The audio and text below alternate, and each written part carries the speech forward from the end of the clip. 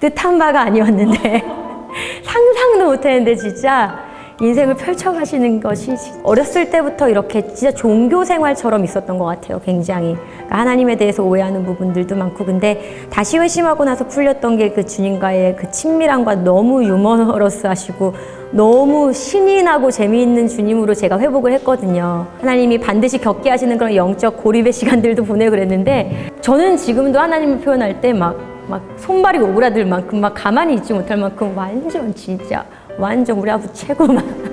반모태 신앙이라고 할 수 있을 것 같아요. 제가 3살 때 저희 엄마가 먼저 하나님을 만나셨으니까, 그러니까 제 기억이 있는 순간부터는 교회에서 쭉 자라왔고, 작은 개척교회들이 굉장히 이제 불로불로 일어나고 있던 그런 때에 저희 엄마도 이제 불 받으셔가지고 막 성령님 막 이제 극과 극에서 체험하시고 이제 만난 케이스여서, 그 작은 개척교회를 섬기면서 제가 막 저희 집이 피아노 학원을 했었거든요. 어렸을 때. 원래 제가 가수가 되려는 게 아니라 원래 피아노를 전공하려고 이렇게 좀 어렸을 때 교육받다가 사춘기 때 틀어져서 튕겨져 나간 그런 케이스인데, 교회 안에서 그래서 제가 막 6, 7살 때부터 반주할 사람이 없을 땐 제가 막 이렇게 스페어로 가서 교회 반주를 하고, 그러니까 엄마가 굉장히 열심히셨고, 엄마가 저희 친가, 외가, 저희 아빠부터 모든 이제 그 가정과 가문을 엄마가 구원으로 이제 복음을 전해가지고 다 구원으로 이끈 어떤 믿음의 젖줄과도 같았기 때문에, 그러니까 기억이 있는 순간부터 그냥 교회 문화에서 자란 아주 일반적인 그런, 모태는 아니지만 그냥 교회 아이로 자랐던 것 같아요. 네.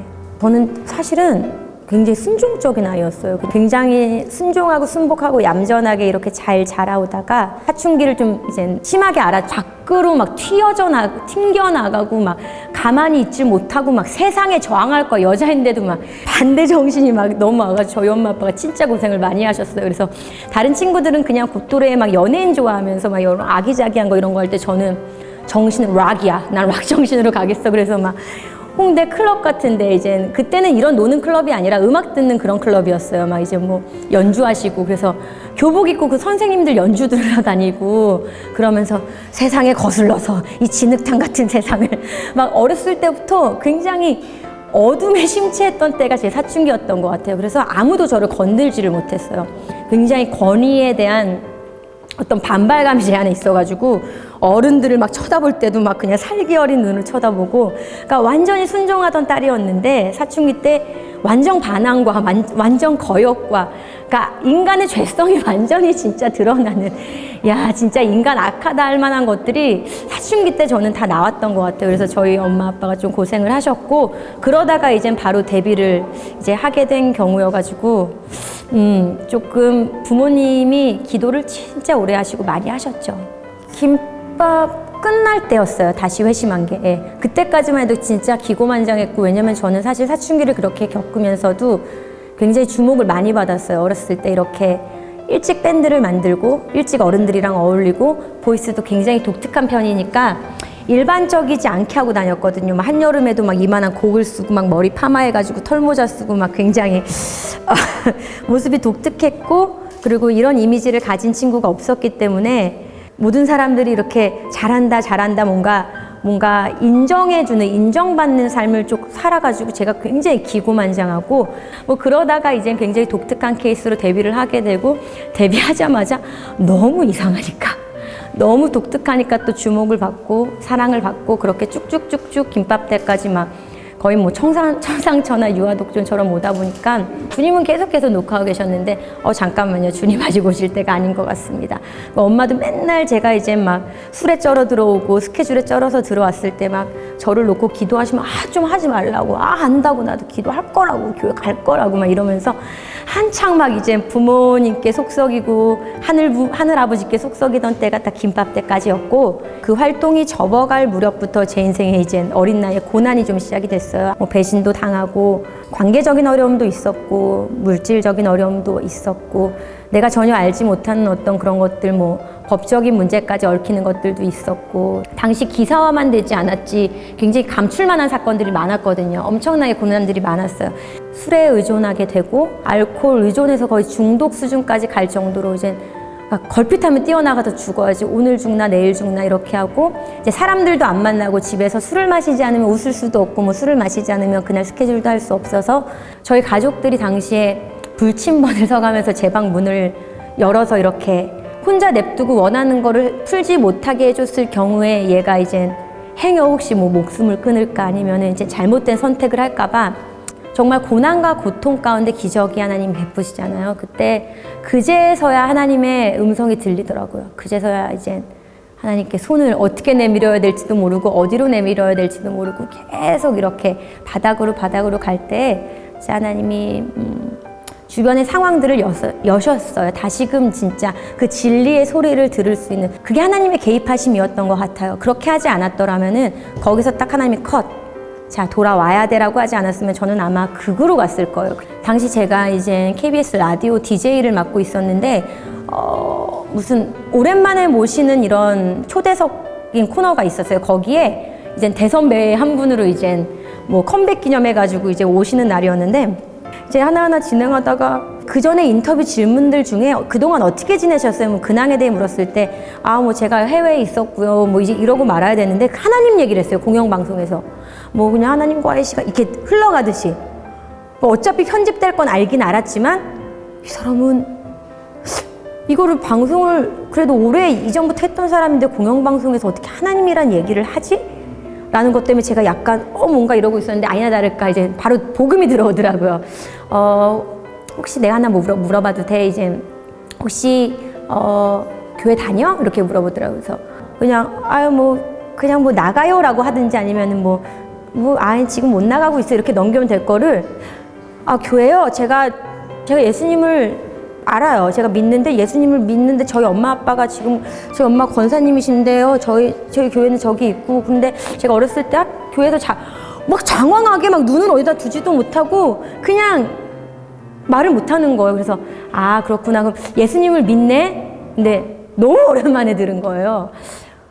네, 예수님을 안 믿는다 왜냐면 난 믿으니까 믿음은 있으니까 신앙생활을 하지는 않지만 우리가 함께 모여 기도하는 곳이 있는데 얼굴도 많이 알려지고 이렇게 이제 매일 모여서 우리가 철야부터 새벽까지 이어지는 기도를 하니까 좀 와가지고 같이 기도할 마음이 있으면 아무 때나 나한테 전화하고 와라. 근데 그때 이제 정말 매일매일 술이 아니면 살아갈 수 없을 때 딱 그 진리의 소리를 예수님이라는 진리의 그 이름을 들으니까 영이 갑자기 죽어있던 것들이 활성화되기 시작하더라고요. 그러다 보니까 진짜 가고 싶다. 뭔가 내가 저길 가야겠다. 예수님 그래. 만나야겠다 예수님. 다시금 만나야겠다. 나는 그렇지 죽겠다. 내가 이렇게 죽느니 그냥 차라리 예수님 한 번이라도 불러보고 죽을 때 죽더라도 진짜 가보자라는 마음으로 들어갈 때부터 눈물이 나기 시작하더니 그 작은 교회에 딱 그 단에 앉았는데 하염없이 울었어요. 그래서 한 4시간, 5시간 그냥 울고 그냥 울다만 왔어요. 뭐 기도를 어떻게 해야 될지도 모르겠고 그냥 계속 울다가 새벽에 오고 근데 그 다음 날도 또 가서 여기서 울어야겠다. 또 울고 8시간을 울고 그 다음 날도 가서 8시간을 울고 그래 핏줄이 많이 울면 핏줄 여기 다 터지는 거 아세요? 고름이 맺힐 정도 여기 그 실핏줄이 다 터져서 이게 다 터져요. 그 정도로 제가 매일매일 한 몇 년은 이제 그렇게 그 공동체, 기도하는 공동체 안으로 시작이 되면서 사실 그 기도 모임이 이젠 MJ가 되면서 연예인들의 예배가 된 거예요. 시작은 그거였고 처음 갔을 때도 다른 게 아니라 한 이틀 울고 있을 때 그냥 계속 아무것도 못하고 사람이 그렇게 울 수도 있나 할 정도로 그냥 모든 것들이 그냥 그 주님의 전안에 들어가니까 그쵸, 그게 주님의 임재인 거죠. 성령님이 온전하게 덮고 계시는. 그래서 근데 한마디 한 음성을 들었는데 그 이후로도 또 이제 한 16시간씩 울기 시작한 게 나라 사랑한다.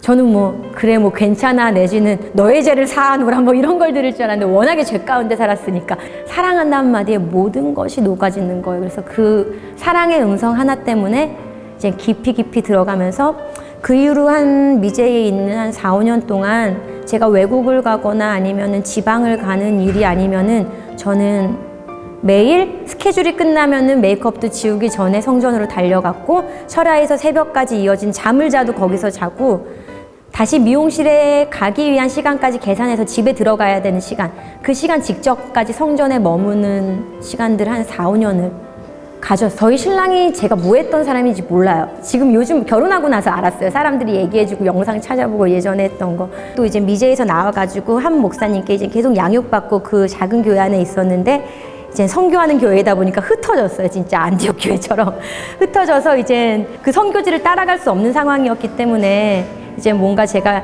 이제 기도하면서 교회를 찾던 시간 가운데 지금의 교회, 제가 몸담고 있고 적을 두고 있는 교회로 옮기는 그 주일에 저희 신랑이 정식으로 공식으로 교회의 사역자로 이제 초빙을 받아서 사역자로 임명되는 날이었어요. 사역이 시작되는 날.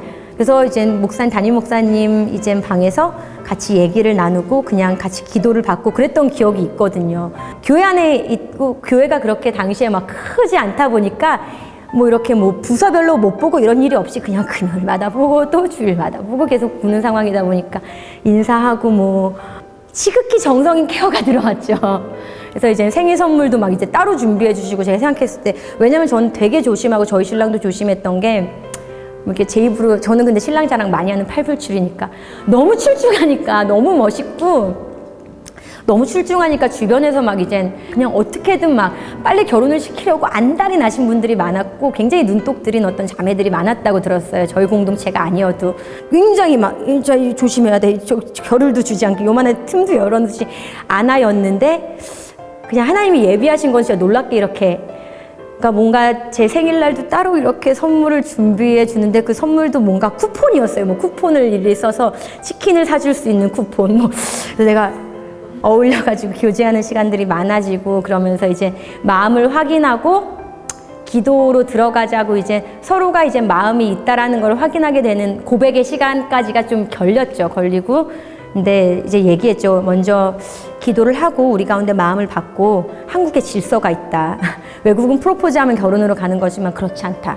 영적인 지도자, 일단 담임 목사님이 우리가 적을 두고 있는 교회 안에 계시니까 지도자들의 허락이 있어야 된다. 하나님의 허락 첫 번째, 지도자들의 허락. 그 다음에 이해되지 않겠지만 부모의 허락이 있지 않으면은 그렇기 때문에 우리가 이거를 위해서 이 절차들을 순종하면서 가야 되는 어떤 그런 것들이 있으니까 기도해보자 그랬는데 그냥 하나님이 이제 사인들을 딱딱딱딱 응답들을 주시고 저희 담임 목사님은 저희 신랑이 찾아가서 이제 좋아하는 사람 생겼다고 이제 고백했을 때 저라고 상상을 못 하시고 말씀해 보시라고 누구냐고 이제 담임 목사님 영어 되게 잘하세요. 영어 대화하고 있는데 저희 신랑이 자두라 그랬는데 저희 담임 목사님 농담이 아니라 의자가 뒤로 들렸대요. 자두 너무 목사님 진짜 자두자고 그래서 너무 놀라셔가지고 생각하지 못한 조합이셨던 거죠. 그 누구도. 네, 와우 좋다고 같이 기도해보자 그러면서 이제 동일하게 성령님께서 이제 질서 있게 어떤 것들을 운행해 가심으로 이제 저희가 이제 본격적으로 사랑하면서 이제 주 안에서 어떻게 갈지에 대해서 고민하는 시간들이 시작이 됐죠. 그러니까 다들 교회 오빠, 저는 진짜 교회 목사와 성도 관계에서 여보 관계로 이제 어떻게 참 삶이 그렇게 왔네요, 여기까지. 주님 재밌어요.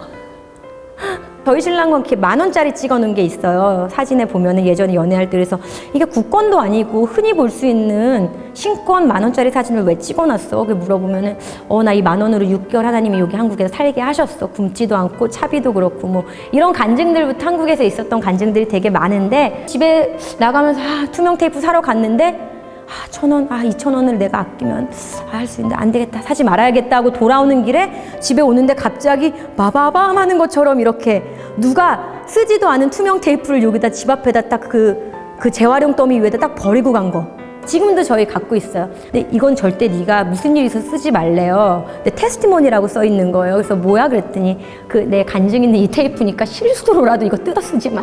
하나님 나한테 주신 사인이야. 그러니까 이런 굉장히 진짜 너무나 달콤하고 사실 로맨틱한 거잖아요. 이런 사연들이 되게 뭐 저도 많지만 저희 신랑은 굉장히 많고 사모다 연예인이다 이게 저한테는 사실 개념이 또 없는 이유가 그냥 왜냐면 어떤 두잉의 개념이 아닌 거거든요. 저희 신랑이 저한테 잡아준 것도 너는 두잉이야 생각하는 게 하지만 비잉이야.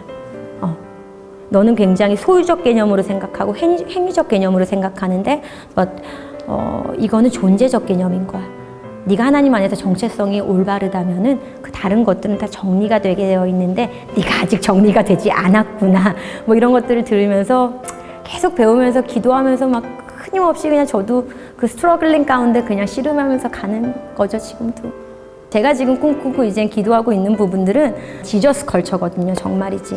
예수 문화거든요. 진짜 삶 가운데서 그냥 그 풍미가 나타나는 삶들, 그리고 사실은 이 영역의 모든 근원은 우리 하나님이시잖아요. 그리고 특히나 창작하고 창조하는 작업들이 모여져 있는 이 엔터미디어 영역 가운데에서는 특히나 이제 창조의 근원이신 하나님이 모든 거의 근원이신 것들이 풀리는 것이 원래 맞는 거잖아요. 하나님의 나라의 실제, 이 실제를 각 영역 가운데, 저는 이 영역 안에 있으니까 이 엔터미디어 가운데 그 진짜 하나님의 속성이신 사랑을 통해서 진짜 진리이신 예수 그리스도 그 복음을 어떻게 나타낼 것인지에 대한 그 실제 하나님 예를 주시고 지혜를 주십시오를 제가 지금 구하고 있는 것들이고, 어떠한 것들 세상과 분리된 크리스천 문화가 아니라 예수 문화로 사는 것이 우리의 실제가 되고 복음이 진짜 우리의 모든 것이 되는 것 가운데 좀 여기 있는 많은 영역에 있는 친구들이 눈물이 날라 그러네. 쓰임 받았으면 좋겠고 모두가 그런 풍미를 맛을 낼 수 있는 자들이 되면 좋겠어요.